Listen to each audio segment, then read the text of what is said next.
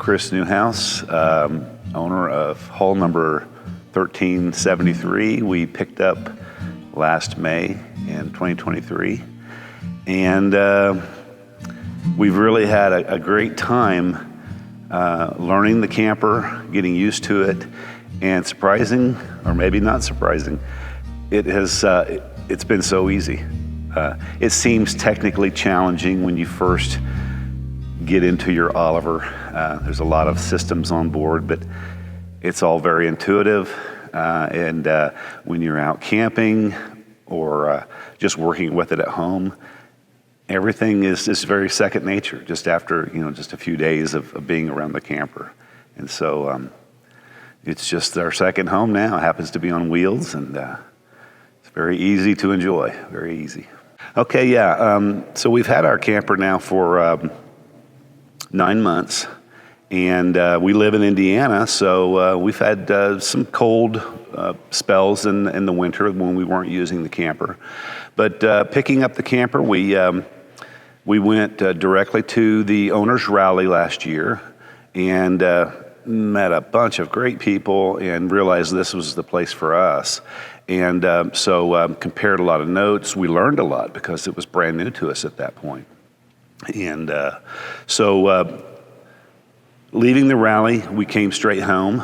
And, we've got lives that we're living that keep us busy right now, but we wanted to fit in camping because this was new. We didn't want to just park the camper for the summer. So we scheduled 3 and 4 day weekends at 4 different state parks in Indiana.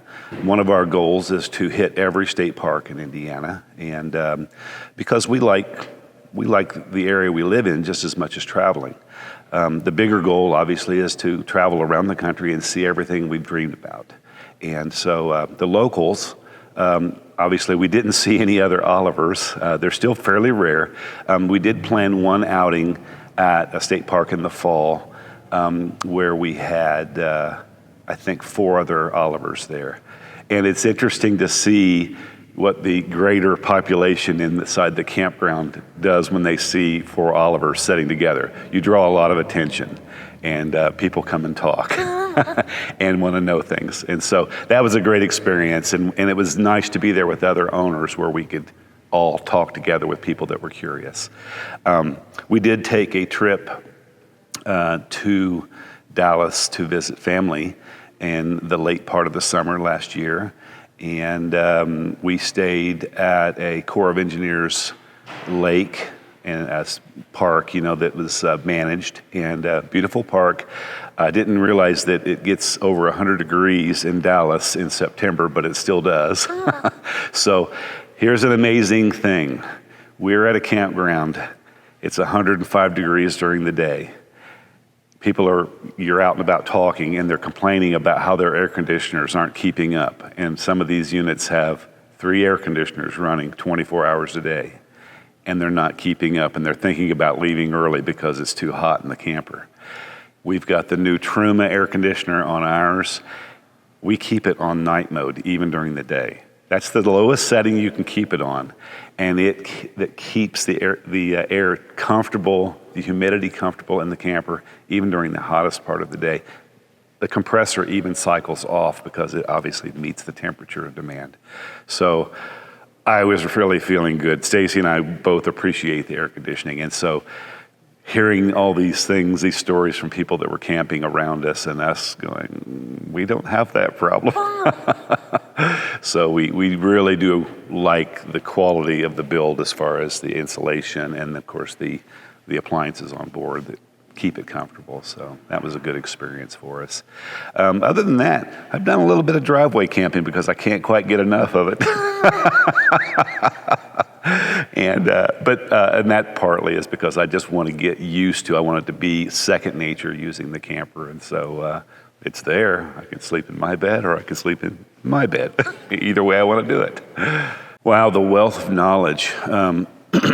I kind of expected the rally to be mostly new people because, obviously after you've been to the rally 3 or 4 times, it's the same thing each time. And I just figured new people would be the majority.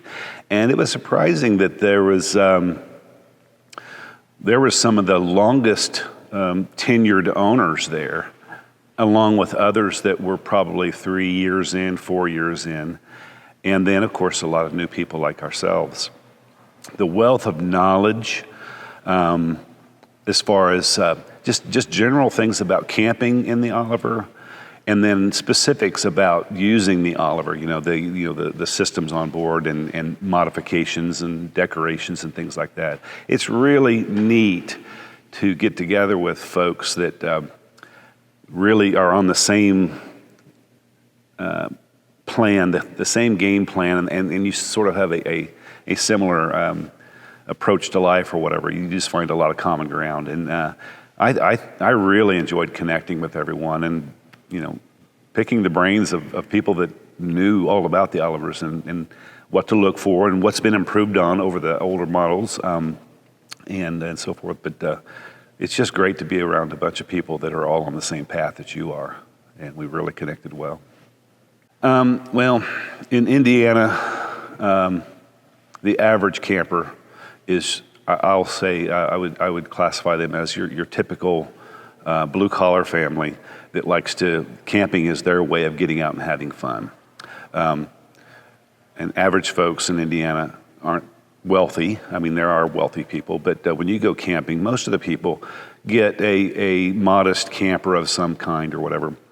Or if they have a bigger, nicer camper, their approach is getting as much camper as they can for the money, meaning size and bells and whistles. Anyway, so you do get a number of people that are curious, but feel like, well, I could get 3 campers for the price of that. And so they're sort of like naysayers in a way. They sort of have to validate the notion that they got the best deal for what they did.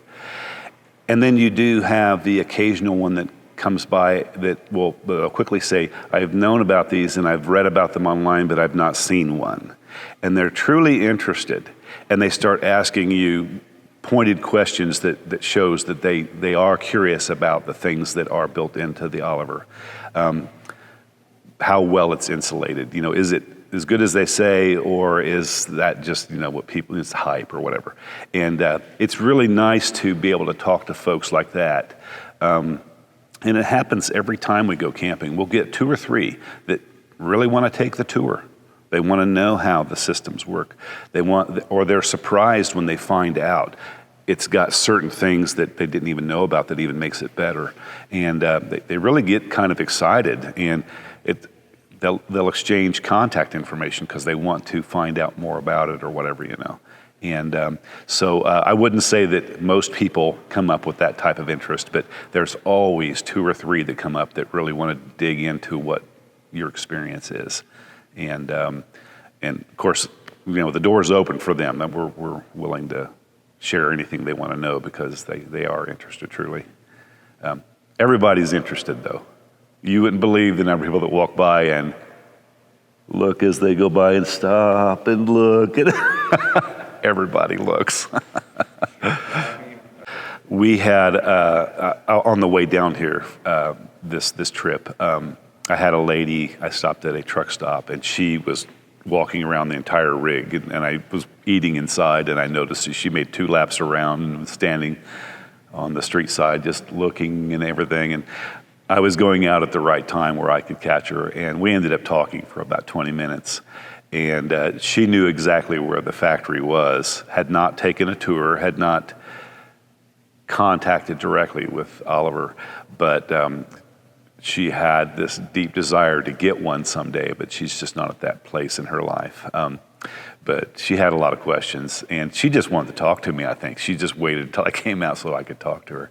And but she just was kind of voicing her appreciation for them because she kind of knew about them.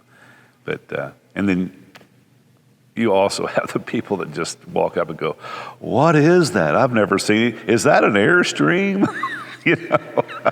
Well, sort of has that shape, but let me tell you about it. But they're usually just curious. But occasionally you have people that start out by saying, "Wow, I looked at those online and the price is out of this world."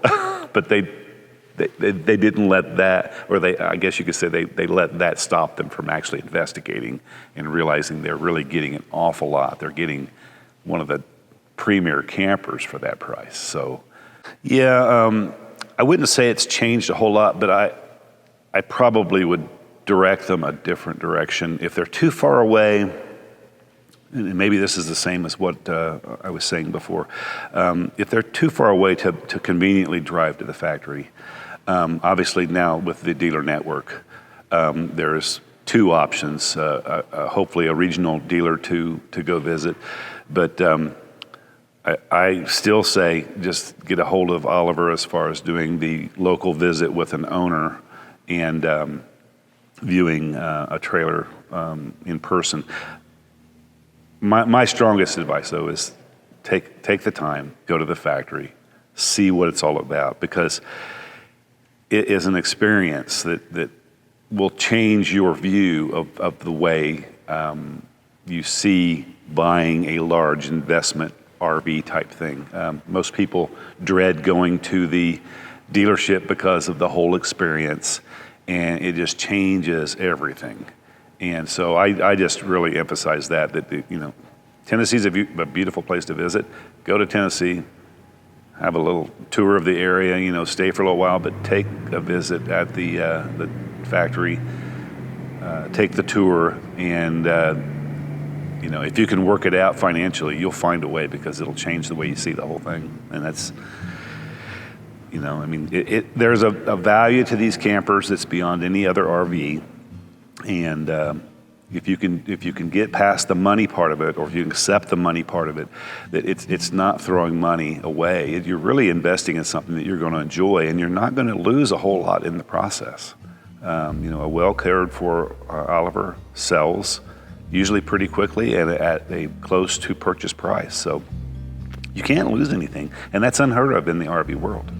So I just direct them to the factory and say, just give it a chance and you'll be amazed.